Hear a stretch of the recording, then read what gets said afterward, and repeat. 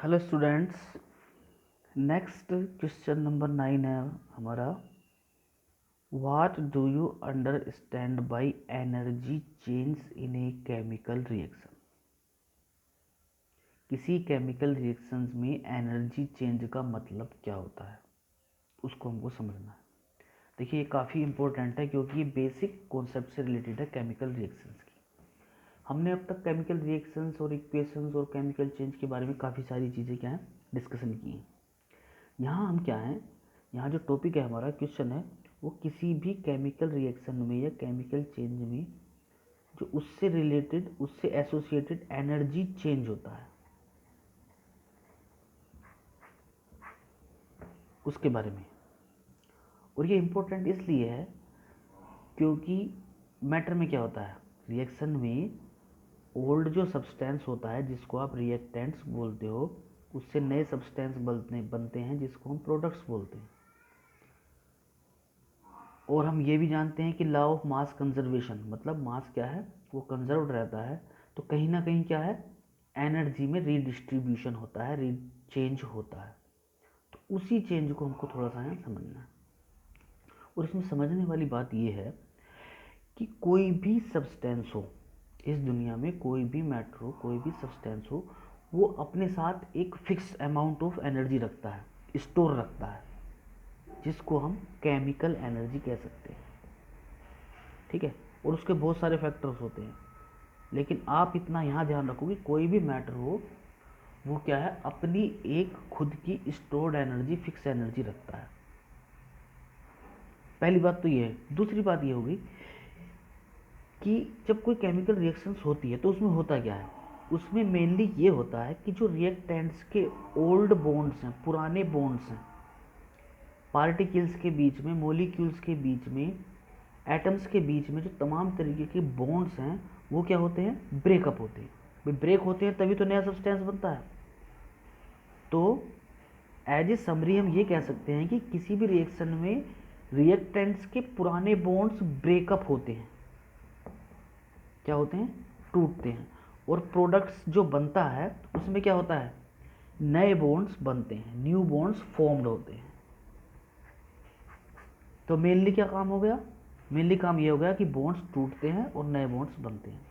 और इसी से रिलेटेड आपको एक फैक्ट बिल्कुल ध्यान रखना है कि जब भी बॉन्ड्स टूटता है तो उसमें क्या है, एनर्जी चाहिए। किसी चीज़ को तोड़ने के लिए क्या कुछ ना कुछ एनर्जी तो चाहिए।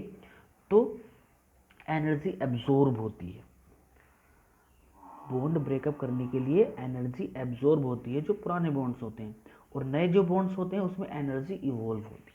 तो कहने का मतलब ये है, एनर्जी का रीडिस्ट्रीब्यूशन होता है। और जब एनर्जी का रीडिस्ट्रीब्यूशन होता है तो जाहिर सी बात है, रीडिस्ट्रीब्यूशन की वजह से क्या होगा, या तो एनर्जी इवॉल्व होगी, ओवरऑल एनर्जी, नेट एनर्जी क्या है, या तो उसमें से निकलेगी या उसमें एब्जॉर्ब होगी। ठीक है। तो इस तरीके से उसमें एनर्जी चेंज होता है। मेनली आपको यहाँ थोड़ा सा ध्यान एक चीज़ ये रखनी है कि अगर एनर्जी, चाहे वो किसी भी रूप में हो, हीट एनर्जी हो या किसी भी रूप में हो, अगर एनर्जी ऑफ प्रोडक्ट, ये पैरामीटर आपको ध्यान रखना है, जो प्रोडक्ट्स बने हैं यदि उनकी एनर्जी कम है, किससे, जिनसे वो बना है, रिएक्टेंट से, अगर प्रोडक्ट की एनर्जी कम है रिएक्टेंट से, तो ध्यान रखना है एनर्जी इवॉल्व होगी। एनर्जी क्या होगी, वो उसमें से निकलेगी, नेट एनर्जी इवॉल्व होगी। और अगर उल्टा है, अगर प्रोडक्ट की एनर्जी क्या है भाई, प्रोडक्ट की एनर्जी ज़्यादा है, किससे, रिएक्टेंट से, तो एनर्जी एब्जॉर्ब होगी। तो 2-3 ये बेसिक कॉन्सेप्ट्स वाले, फैक्ट्स वाले पॉइंट्स हैं जो आपको ध्यान रखने। पहला आपको क्या बताया कि हर एक मैटर की अपनी एक एनर्जी होती है, स्टोर्ड एनर्जी होती है, जिसको केमिकल एनर्जी कहते हैं। जब कोई भी केमिकल चेंज होता है, रिएक्शन होती है, तो रिएक्टेंट्स के मॉलिक्यूल्स के बीच इंटर पार्टिकल्स जो भी बॉन्ड्स होते हैं वो ब्रेकअप होते हैं, और प्रोडक्ट्स में क्या है, नए बॉन्ड्स बनते हैं। बॉन्ड्स ब्रेकअप करने के लिए एनर्जी उसमें रिक्वायर्ड होती है, और जब नए बॉन्ड्स बनते हैं तो एनर्जी रिलीज होती है। अगर प्रोडक्ट्स की एनर्जी ज़्यादा है तो एनर्जी उसको चाहिए, एब्जॉर्ब होगी उसमें, ठीक है, और अगर कम है तो उसमें से इवॉल्व होगी। तो मेन चीज़ ये होगी कि जो हमारे आयोनिक या कोवलेंट तमाम ये जो बॉन्ड्स होते हैं, केमिकल बॉन्ड्स होते हैं इंटरएटॉमिक, इनके ब्रेकअप होने पर और इनके क्या है बनने पर एनर्जी का रिडिस्ट्रीब्यूशन डिपेंड करता है, ठीक है। इसको सिस्टेमेटिक वे में हम क्या है इस तरीके से लिख सकते हैं। ये वही पॉइंट्स हैं पॉइंट वाइज एनर्जी चेन से रिलेटेड जो अभी आपको एक्सप्लेन की है। मेन चीज़ इसमें बाद में लिख दी है कि एनर्जी प्रोडक्ट्स अगर कम है तो एनर्जी इवॉल्व होगी और ज़्यादा है तो एब्जॉर्ब होगी, ठीक है। ये नेक्स्ट और लास्ट क्वेश्चन है हमारा इस चैप्टर का, राइट शॉर्ट नोट्स ऑन। इसको अलग से बाद में ऐड किया है, हालांकि ये हो गया लेकिन फिर भी क्या है इन पर बोर्ड में पूछा जाता है। एक्सोथर्मिक रिएक्शन क्या होती है, एंडोथर्मिक रिएक्शन क्या होती है, ठीक है। तो इसको तो मैं अभी यहीं क्लियर कर देता हूँ। अभी आपको बताते हैं, अभी आपको बता रहे थे कि या तो एनर्जी इवॉल्व होगी या एब्जॉर्ब होगी। तो जब एनर्जी इवॉल्व होगी तो ध्यान रखना है उसको एक्सोथर्मिक रिएक्शन बोलेंगे। The chemical reaction in which energy is released is called exothermic reaction. और इसका उल्टा एनर्जी एब्जॉर्ब होगी तो उसको क्या बोलेंगे, एंडोथर्मिक रिएक्शन बोलेंगे। फोटोकेमिकल रिएक्शन को कौन सी होती है, फोटोकेमिकल रिएक्शन वो होती हैं जो लाइट की प्रेजेंस में होती हैं। जो केमिकल रिएक्शंस लाइट की वजह से होती हैं, जैसे फोटोसिंथेसिस वगैरह हो गया, वो फोटोकेमिकल रिएक्शन हो जाएगी। इलेक्ट्रोकेमिकल रिएक्शंस जो इलेक्ट्रिसिटी के पैसेज से कंडक्ट होती हैं। सारी बातें आपकी यहाँ हैं, सिंपल चीज़ है। नेक्स्ट क्वेश्चन जो लास्ट क्वेश्चन है, आपको शॉर्ट नोट्स लिखना है। एक्सोथर्मिक रिएक्शन पर लिखना है, एंडोथर्मिक पर लिखना है, फोटोकेमिकल पर समझना है, इलेक्ट्रोकेमिकल पर समझना है। एक्सोथर्मिक रिएक्शंस कौन सी होंगी, the chemical reactions which proceeds with the evolution of heat energy, जिसमें हीट एनर्जी इवोल्व होती है, ठीक है। और इसमें क्या है, H products is less than H reactants. ये एच क्या है, हीट एनर्जी, ठीक है। एग्जाम्पल्स आपको और अच्छे से क्लियर हो जाएगा। जैसे आप घर में ही कार्बन चलाते हो, कोयला जलाते हो ऑक्सीजन की प्रेजेंस में, तो क्या है कार्बन डाइऑक्साइड निकलती है और बहुत सारी उसमें से हीट निकलती है। या अमोनिया बनती है नाइट्रोजन और हाइड्रोजन से, तो उसमें से भी हीट निकलती है। या जो हमारा सुक्रोज शुगर होता है C12H22O11, उसका जब डाइजेशन होता है, बर्निंग होती है, तो भी क्या है हमारी हीट निकलती है। तो ये सारे एग्जाम्पल किसके हो जाएंगे, एक्सोथर्मिक रिएक्शंस के हो जाएंगे। क्यों, क्योंकि इन सारी केमिकल रिएक्शंस में हीट इवॉल्व हो रही है, हीट निकल रही है। इसके उल्टा एंडोथर्मिक में क्या होगा, जिसमें हीट एब्जॉर्ब होगी, यही आपका यहाँ लिखा हुआ है, ठीक है। जैसे कैल्शियम कार्बोनेट को आप क्या है गर्म करो बहुत तेज़ टेम्परेचर पर, ये हीट गर्म करने का साइन होता है।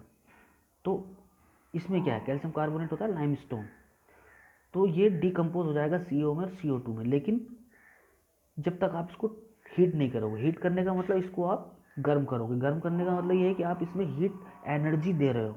गर्म करने का मतलब क्या है, आप बाहर से एनर्जी इसमें एब्जॉर्ब करा रहे हो, तो इसलिए क्या है एंडोथर्मिक का एग्जाम्पल हो जाएगा। या जैसे वाटर गैस बनाते हैं कार्बन से और वाटर से, तो उसमें भी क्या है हीट हमारी चाहिए। तो वो सारी रिएक्शंस जो, और बहुत सी मोस्टली रिएक्शंस क्या है हीट की ही प्रेजेंस में होती हैं, या किसी एनर्जी की जिसमें एनर्जी चाहिए, कुल मिला के वो एंडोथर्मिक रिएक्शंस हो जाएंगी। फोटोकेमिकल रिएक्शंस में क्या है, जो सनलाइट में होंगी, पहले भी आपको एग्जाम्पल कराया था। जैसे सोडियम क्लोराइड का डिकम्पोजिशन, इसमें सिल्वर बनेगा और क्लोरीन बनेगा, और ये क्या है लाइट की प्रेजेंस में होगी। इलेक्ट्रोकेमिकल क्या है, ये इलेक्ट्रिसिटी की प्रेजेंस में होगी। जैसे सोडियम क्लोराइड का जो एक्वस सॉल्यूशन होता है, जब आप उसमें इलेक्ट्रिसिटी पास करोगे तो आपको सोडियम मिलेगा और क्लोरीन गैस मिलेगी। तो ये क्या है, ये भी इलेक्ट्रोकेमिकल रिएक्शंस का एग्जाम्पल है, ठीक है। तो ये जो क्वेश्चन था हमारा इसमें शॉर्ट नोट्स लिखने के लिए आते हैं और छोटी छोटी बातें पूछते हैं एग्जाम्पल वगैरह, तो इसको अलग से करा दिया था। हालांकि ये पहले टॉपिक्स में किसी ना किसी रूप में ये रिएक्शंस हमारी सब आ चुकी हैं, exothermic, endothermic, photochemical and electrochemical reaction, ठीक। इस तरीके से ये जो हमारा केमिस्ट्री की फर्स्ट यूनिट थी, जो काफ़ी इंपॉर्टेंट थी और आगे समझने के लिए आपको क्या है, क्योंकि सारी जितने भी चैप्टर्स आएंगे उनमें मोस्टली क्या होंगी, केमिकल रिएक्शंस और इक्वेशंस ही होंगी। तो इस दृष्टि से ये चैप्टर काफ़ी महत्वपूर्ण है, इसलिए इसको क्या है थोड़ा सा ज़्यादा समय लग गया। अब इसमें क्या है, जो हमने पढ़ा, भी हमने क्या पढ़ा, जो सिलेबस था आपको वो इन क्वेश्चंस में समराइज कर दिया है, और इसी के आधार पर क्या है आपको एक्सप्लेन किया है वीडियो के माध्यम से। तो इसमें जो है जो क्वेश्चंस है हमारे, फर्स्ट क्वेश्चन क्या था, important characteristics of physical and chemical change के बारे में हमको बताना था। ठीक है, तो फिजिकल और केमिकल चेंज के बारे में हमने डिस्कशन किया था, एक एक पॉइंट्स आपको क्लियर किया था। ठीक है, ये हमारा फर्स्ट क्वेश्चन था। इसके बाद क्या था, आपको थोड़ी सी डिटेल बताई थी केमिकल चेंज के बारे में।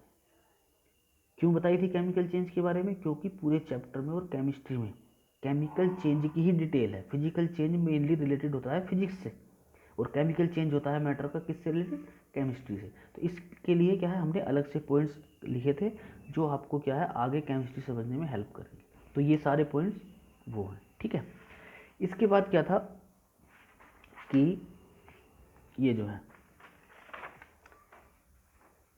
इसी में ये एग्जाम्पल है केमिकल चेंज के, इनको आप देख लेना ठीक से। नेक्स्ट क्वेश्चन था हमारा, what are the conditions necessary for a chemical change. क्या क्या कंडीशंस हैं वो भी आपको थोड़ी सी क्लियर होनी चाहिए, इसके बारे में आपको यहाँ ये बताया गया था। ठीक है, नेक्स्ट क्वेश्चन था, what is a chemical equation, what are the conditions necessary to be fulfilled by it. यहाँ तक केमिकल रिएक्शन के बारे में हो गया था। अब इसके आगे जो है वो केमिकल इक्वेशंस क्या है भी, हर एक केमिकल रिएक्शंस जो भी होती हैं नेचर में, उनको हम प्रैक्टिकली हर जगह शो नहीं कर सकते, तो उनको पेपर पर रिप्रेजेंट करते हैं हम केमिकल इक्वेशन से। तो इसलिए हमको सही से उनको समझने में और लिखने के हिसाब से हमको क्लियरिटी होनी चाहिए। तो इस क्वेश्चन में आपको ये बताया गया है कि केमिकल इक्वेशन को आप कैसे लिखोगे, कैसे समझोगे, उसमें जो विभिन्न बातें होती हैं उनके क्या मतलब होते हैं, ये सब आपको क्या है इसमें बताया गया था। ठीक है, तो ये है। और राइटिंग ए केमिकल इक्वेशन, ये इसको आप ऐसा समझ लो कि अगर आपको ये चीज़ें क्लियर नहीं हुई तो आगे जो चैप्टर्स में तमाम तरीके के टॉपिक्स और इक्वेशंस आएंगी, वहाँ आपको क्या है समझने में दिक्कत होगी।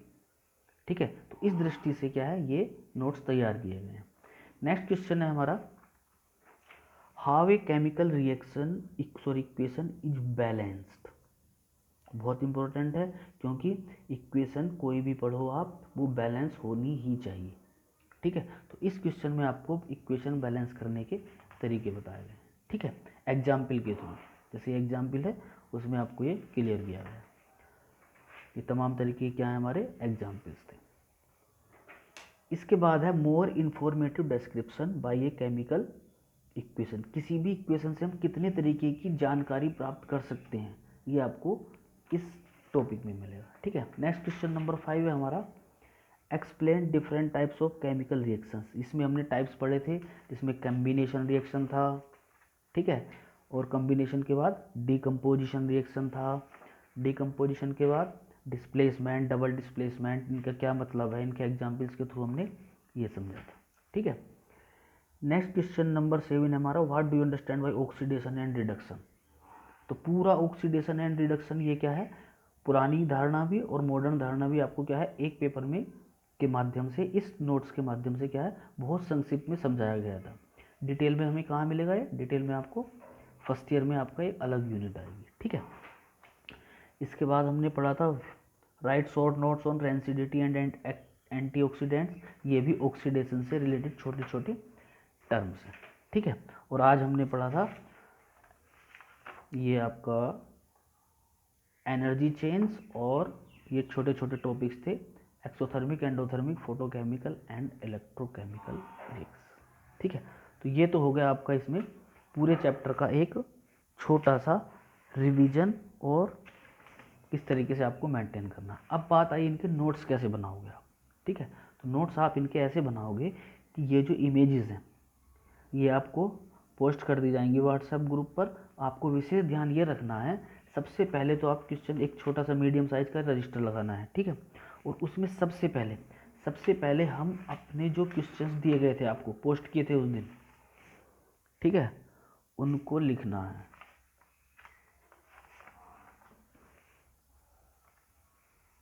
ये सबसे पहले ये क्वेश्चंस लिखने हैं। ठीक है, इसमें क्या है क्वेश्चन नंबर 5 नहीं लिखना है, इस पर कट कर दिया है, क्योंकि ये क्या है इसी को ही क्वेश्चन 3 का जो सेकंड पार्ट है, ठीक है, उसको दोबारा लिख दिया था, इसलिए इसको नहीं लिखना है, बाकी को आपको कंप्लीट करना है। तो सबसे पहले आपको इसको ये लिखना है। इसके बाद क्या है, ये जितने पेपर्स आप देख रहे हो ये, ठीक है, इसमें सीरियल डले हुए हैं। जैसे क्वेश्चन नंबर फर्स्ट है तो पहले कौन सा होगा, ये आपको इसमें डला हुआ है। पोस्ट भी आपको क्या है, सीरियल वाइज मिलेंगी। तो कहने का मतलब ये है कि इन क्वेश्चनों के आंसर्स आपको सीरियली ये इमेजेस मिल जाएंगे, पेपर मिल जाएंगे, जिनको आपको नोट्स में मेंशन करना है, ठीक है। और ये जिम्मेदारी से काम करना है, क्योंकि इसी के बेस पर आप याद करोगे और बोर्ड वगैरह में क्या है, हम इसी के बेस पर सोल्व कर पाएंगे, ठीक है। तो इन नोट्स को आपको सही से मेंटेन करना है। और मैं तो यहाँ तक कह रहा हूँ कि आप तो सिलेबस के अनुसार अपने नोट्स बना लीजिए, कोई ज़रूरी नहीं है किसी तरीके से हो। इसके माध्यम से आपको आसानी रहेगी। आसानी ये रहेगी कि इन्हीं के बेस पर आपको समझाया है और इन्हीं के बेस पर आपको याद करने में आसानी रहेगी। अगर आपको इससे भी अच्छी तरीके से आप खुद बना सकते हो, भाई मैटर आपको दे दिया एनसीईआरटी का, अगर आप उससे बना सकते हो या अदर किसी आप पर कोई और बुक हो उनसे बना सकते हो, बशर्ते आपके क्या है, सिलेबस के सारे टॉपिक्स आ जाएँ। तो इस चीज़ को ध्यान रखना है और अपने फर्स्ट यूनिट के केमिकल इक्वेशंस एंड रिएक्शंस के नोट्स कंप्लीट करने हैं, ठीक है। नेक्स्ट टर्म पर हम सेकेंड चैप्टर लेंगे जो बहुत इंपॉर्टेंट है, जिसका नाम है एसिड बेस एंड साल्ट, ठीक है। Okay, thank you.